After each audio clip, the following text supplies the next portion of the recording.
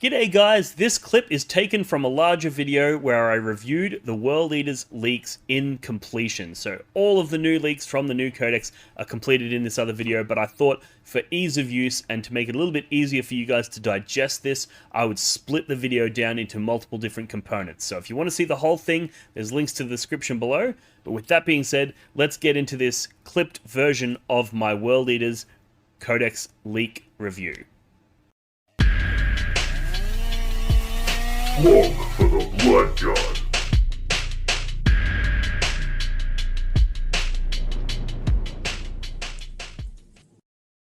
Are you tired of overkilling or underkilling enemy units? Tired of wasting time deciding how many attacks to allocate to achieve a desired outcome? And are you tired of complicated maths, calculating multiple weapon profiles with complex special rules? Well, thanks to today's sponsor, all of those problems are problems of the past. Adept Roll allows you to input the profile of your attacking units and the profile of the units they are attacking into to calculate expected results with precision. You can apply modifiers like Feel No Pain, -1 to hit, damage reduction, as well as enemy strats like Armor of Contempt to get precise results for what you expect your units to do on the tabletop. By rapidly simulating 1,000 rolls, Adept Roll will help you understand what your expected results are likely to be in any given tabletop situation. You can even save attacker or defender profiles to make data entry super fast and super simple, as well as importing them from various sources like Battlescribe or even screenshots from the Games Workshop app itself.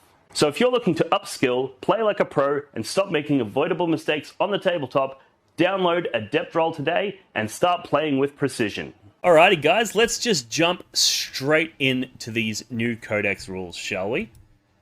Alright, so first off, we've got the Blessings of Khorne. This is our army rule and it has been reworked in this new codex.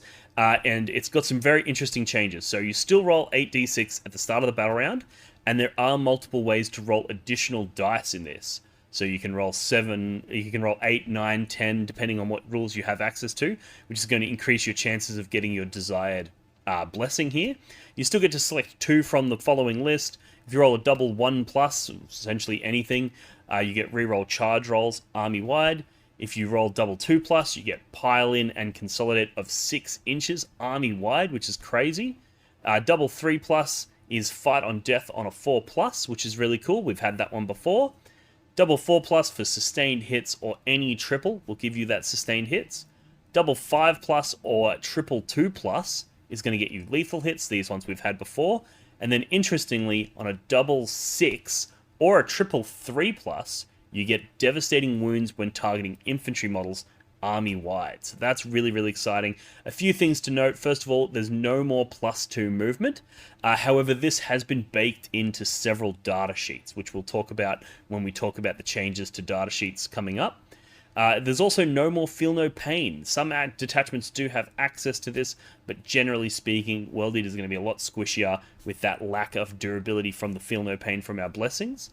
And importantly, and this is the one that's going to upset a lot of World Eaters players, no more Advance and Charge. There are some detachments that have some really interesting ways of being equally fast, but no more army-wide Advance and Charge, which is an absolute blow to this faction's identity, and it's really going to change the way that World Eaters armies play on the tabletop. We can see that Advance and Charge is now more of an Emperor's Children style thing, and World Eaters are leaning more into being those heavy damage dealers with things like the sustained, the lethals, and the devastating wounds. So some big changes there in terms of the Blessings of Khorne and what they give you as an army-wide buff. Now let's talk about some datasheet changes. There's some really interesting changes in here. So Angron, first of all, has been nerfed into absolute oblivion. He's unplayably bad now. Obviously, I'm operating on the current points costs, and there could be an update that comes out that changes the points and makes him, much more realistic. However, he got a buff in that he now has devastating wounds on his profile, which is very good, of course. However, you can get devastating wounds via your blessings roll, so it's not really that impressive of a buff on him specifically. He still resurrects, however now if you resurrect him, you can't do any other blessings. So you can't take your sustained hits or your lethal hits and resurrect Angron as you could in the current rule set.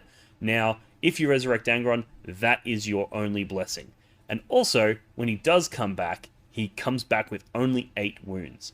So not only is he going to be taking away a buff from the rest of your army when he returns, he's only returning at half health. There's also a new way that the rule is worded where basically when he returns, when you roll that thing, he basically has to arrive via Deep Strike in the next movement phase, which means you can't rapid ingress him the way you used to do. So if he dies, you can't hold him, he dies in your turn, and then you immediately rapid ingress him in your opponent's turn, which was a very common strategy with Angron. Now, if he dies and you resurrect him, in your next movement phase, he has to Deep Strike, which means you're now fishing for your 9-inch charges from Deep Strike, which is really, really bad. So this is an absolute death blow to Angron. Stop! Stop! He's already dead.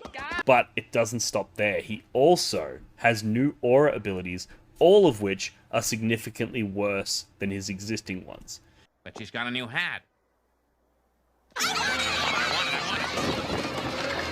He lost the +1 charge aura, which means that when you are deep striking in, it's much, much harder to get those charges. He now has reroll 6 blessings is one of them, which, interestingly, that's only really going to be relevant when you're trying to resurrect him, and he's dead at that point, so therefore you can't use his auras. So that's a problem. He has prevent fallback, kind of like the old 8-bound rule where enemy units go to fall back, they have to take a leadership test. If they fail it, they must remain stationary. So that's kind of nice.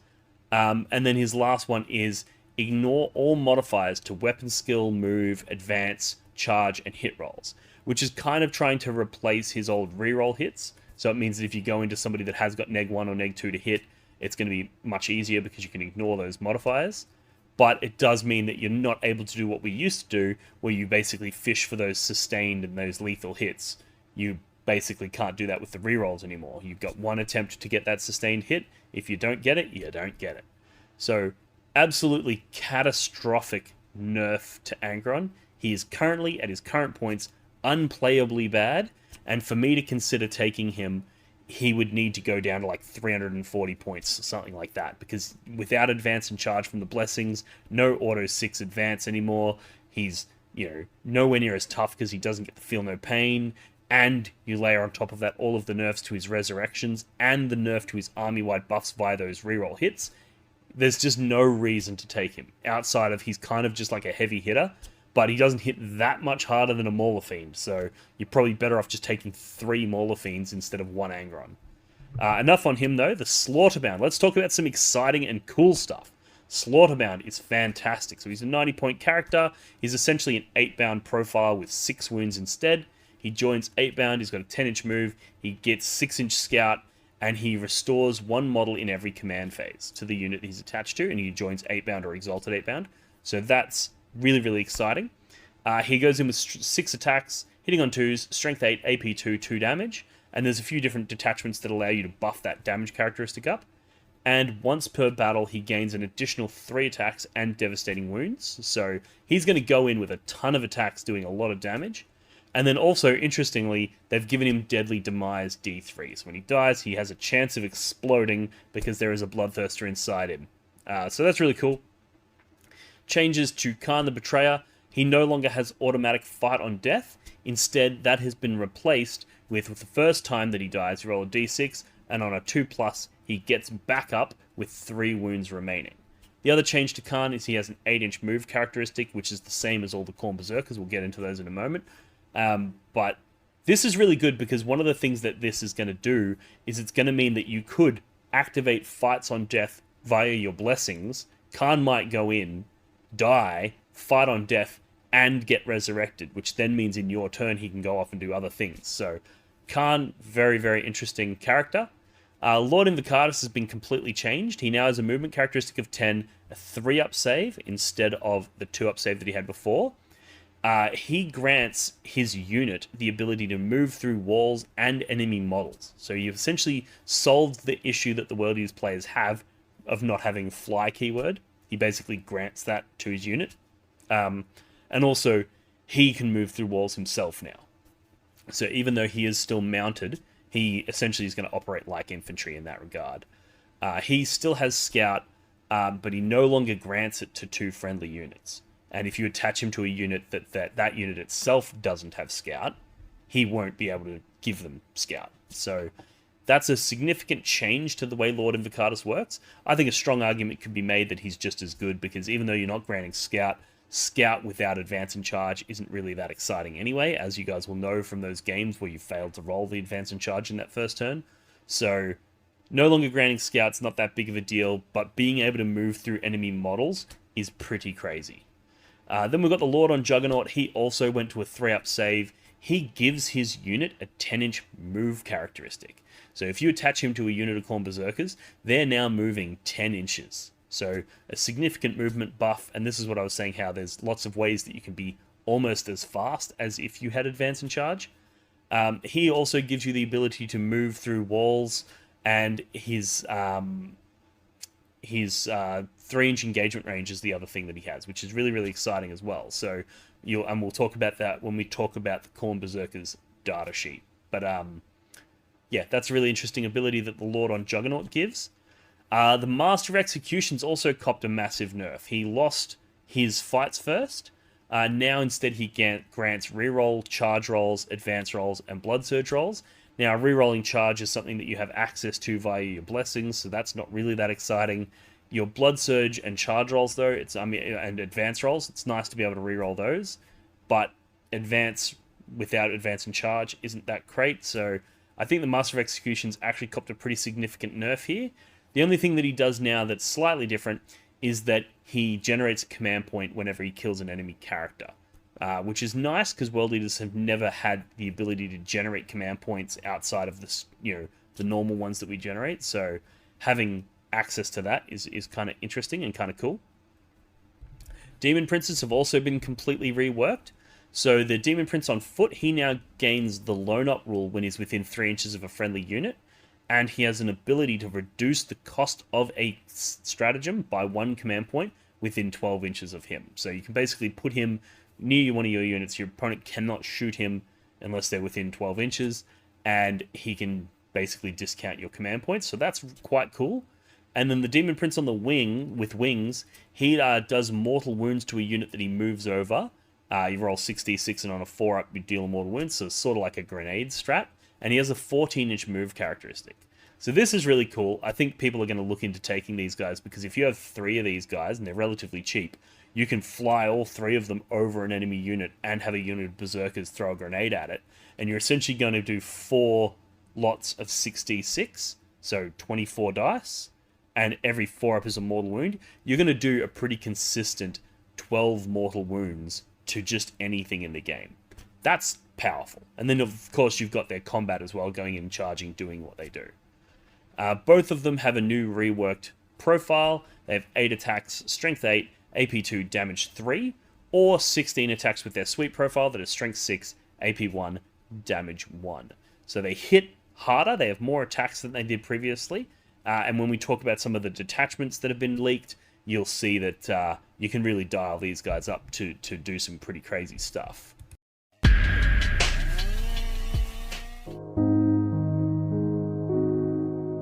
The Warhammer community suffers from some of the most prohibitively expensive essentials in the world, especially Australian content creators. Every single day, Dean wants to create content, but he can't. Suffering from old, worn-out brushes, expensive model kits, and costly software and equipment, he can't endure much longer. Just look at this dirty paint water. Would you drink this? Would you let your child? Even a small monthly donation can help provide Dean with clean paint water, basic tools for survival, and access to life-saving information and education. So please, follow the links in the description below and find out how you can sponsor a mad cunt like Dean today and end the suffering. Suffering that is cruel, unsustainable, and your fault.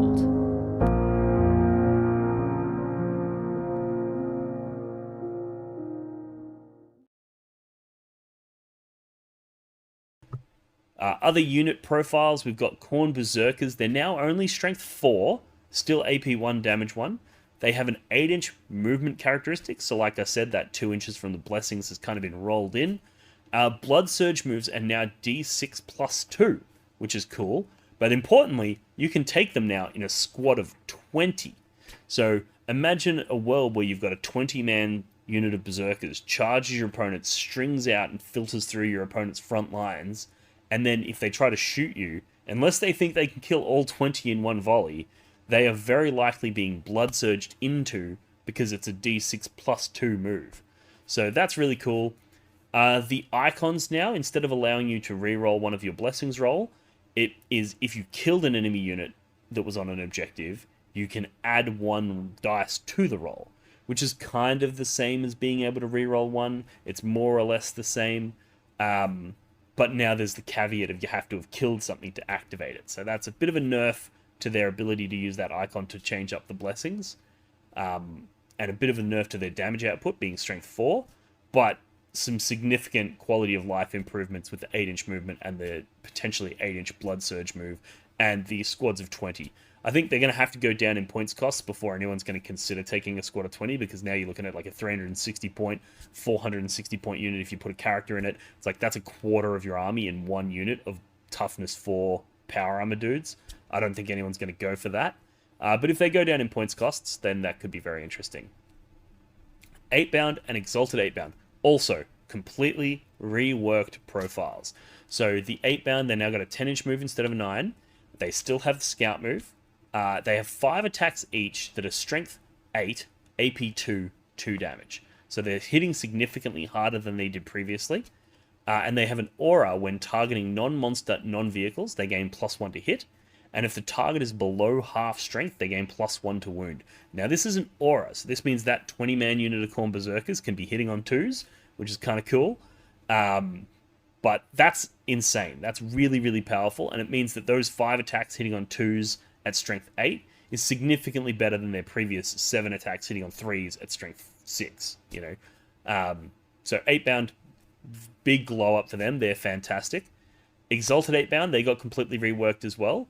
They now have a 10-inch move like the 8-bound. They lost their inbuilt Feel No Pain. So these guys are no tougher. The Exalted 8-bound are no tougher than the regular 8-bound. They're the same defensive profile now.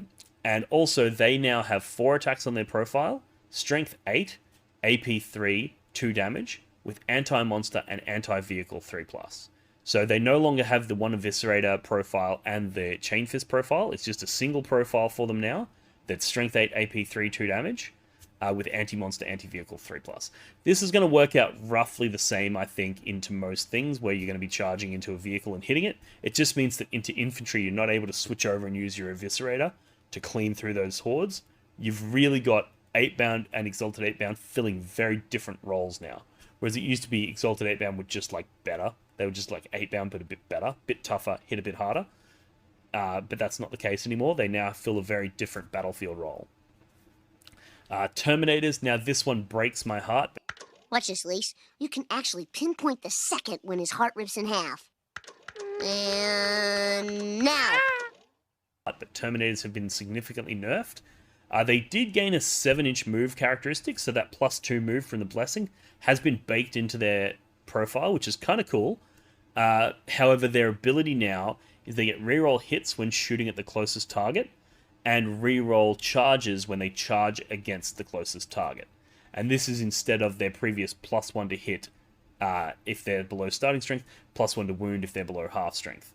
Now, an argument could be made that this isn't that big of a nerf, because if you have 8-bound nearby, you can put +1 to hit on them, so now all of a sudden they are hitting on the 2s with those power fists.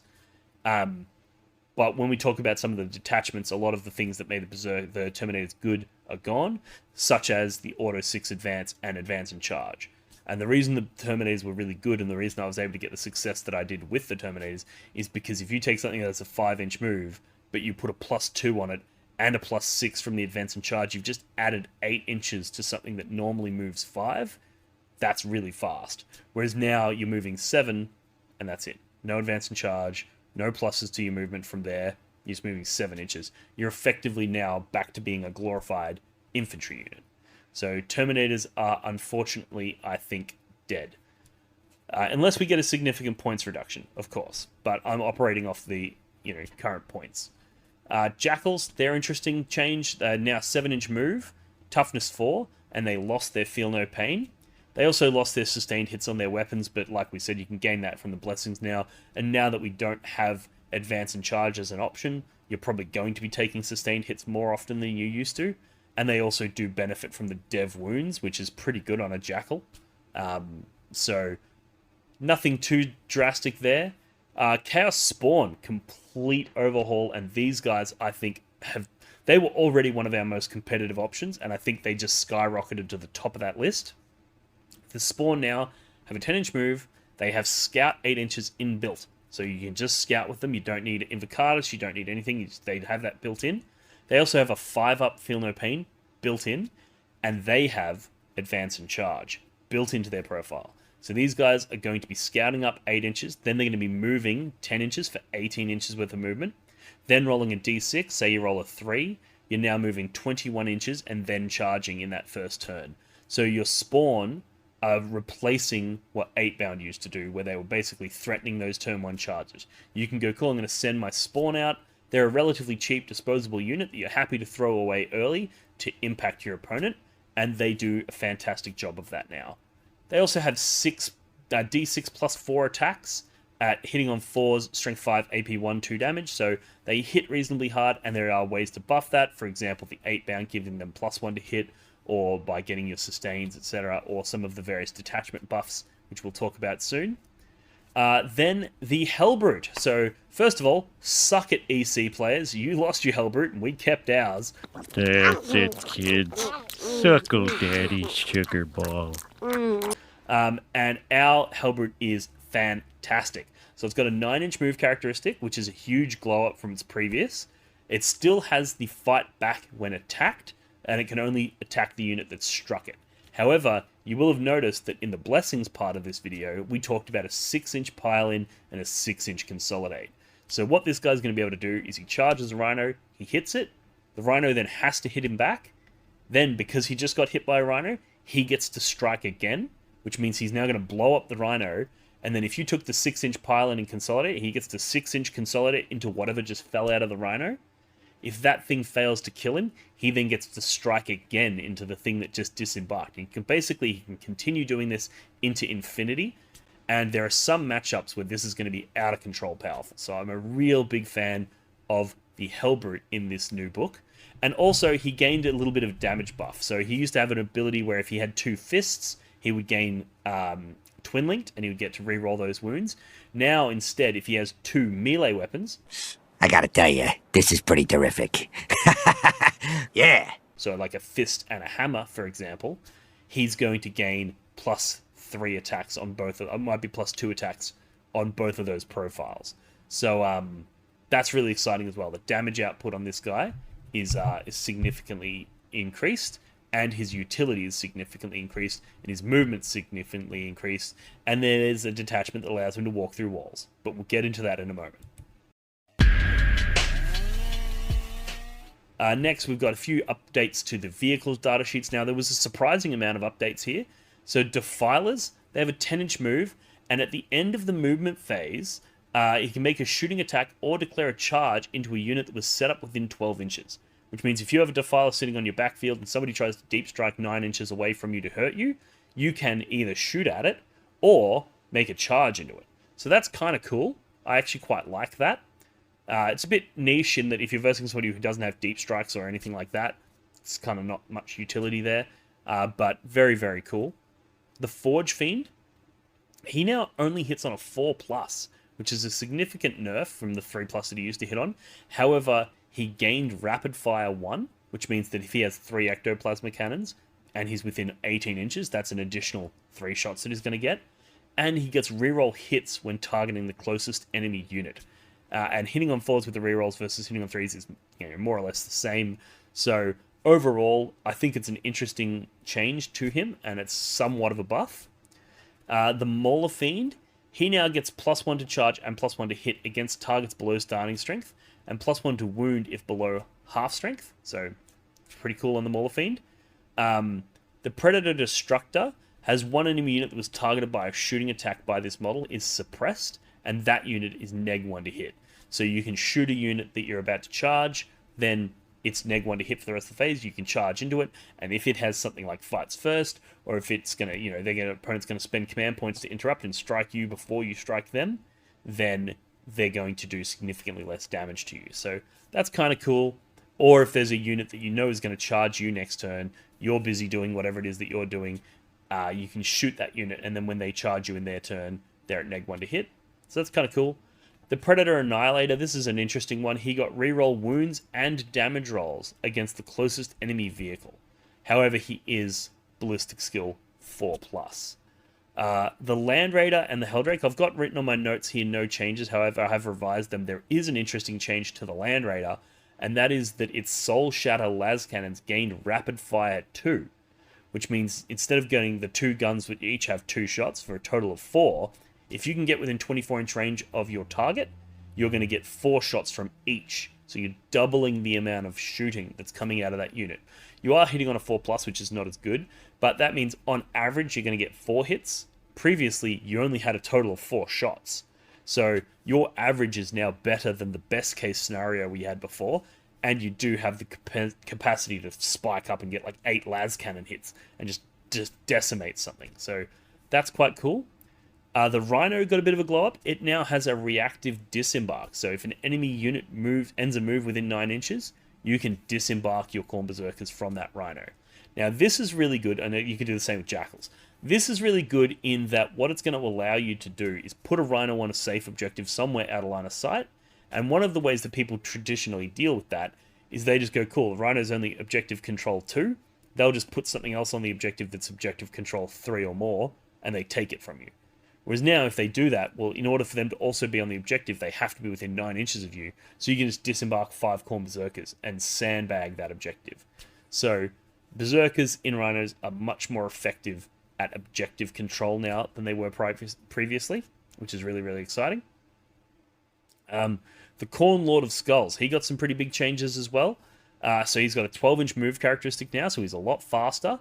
There's some small changes to his shooting profiles, like getting rapid fire on things, but hitting on 4s, so, more or less came out in the wash there. If he is on the battlefield, you can roll an additional Blessings dice. So if you run the traditional triple Lord of Skulls list, instead of rolling 8 dice at the start of the battle round, you're going to be rolling 11 dice, which means you're very likely to get whatever buff it is that you want.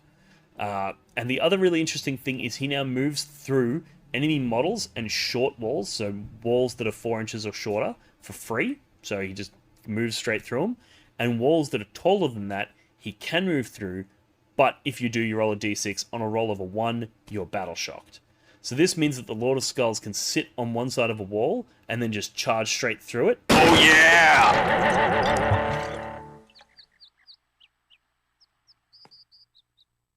Making him an absolute menace on the battlefield.